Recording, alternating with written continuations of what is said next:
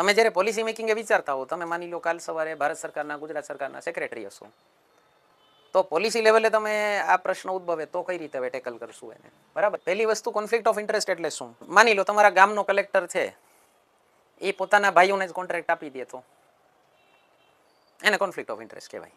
બરાબર. તમે જ્યાં જોબ કરો છો એની રાઇવલ કંપની પણ તમે જ ચલાવો છો તો એને કોન્ફ્લિક્ટ ઓફ ઇન્ટરેસ્ટ કહેવાય. બરાબર. એમાં કરપ્શન આવી જાય, મની કરપ્શન આવી જાય, પાવર કરપ્શન આવી જાય.